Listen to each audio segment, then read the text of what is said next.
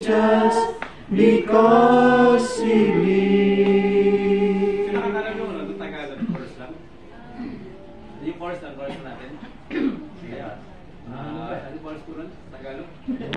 Sabbath, as it began to dawn toward the first day of the week, came Mary Magdalene and the other Mary to see the sepulchre. And behold, there was a great earthquake, for the angel of the Lord descended from heaven, and came and rolled back the stone from the door, and sat upon it. His countenance was like lightning, and his raiment white as snow. And for fear of him, the keepers did shake and became as dead men. And the angel answered and said unto the women, Fear not ye, for I know that ye seek Jesus, which was crucified. He is not here, for he is risen. Amen. Hallelujah. Praise the Lord. Amen. Amen. As he said, come, see the place where the Lord lay, and go quickly and tell his disciples that he is risen from the dead, and behold, he goeth before you into Galilee, and there shall you see him. Lo, I have told you. And they departed quickly from the sepulchre with fear and great joy, and did run to bring his disciples word. So we praise God, man. You know what? We were blessed to be here.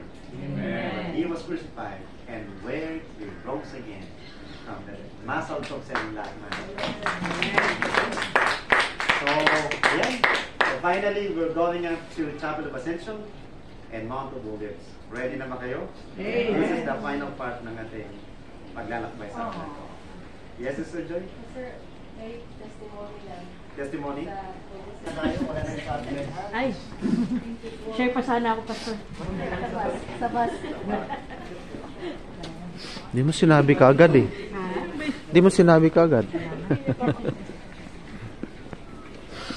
Sa bus, pwede pa.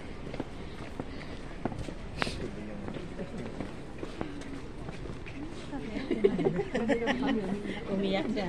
Ayoko.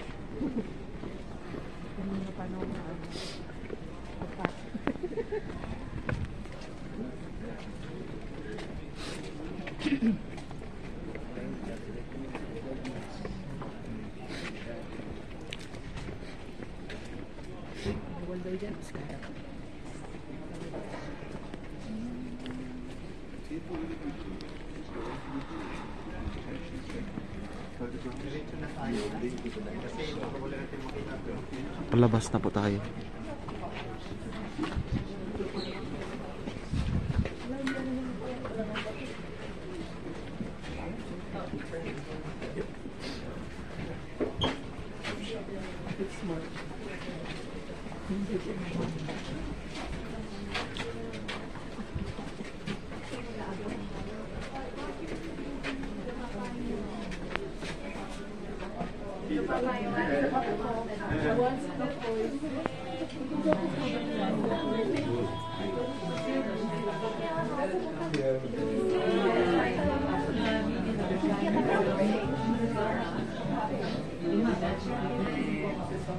Ito na, exit. So, bye-bye.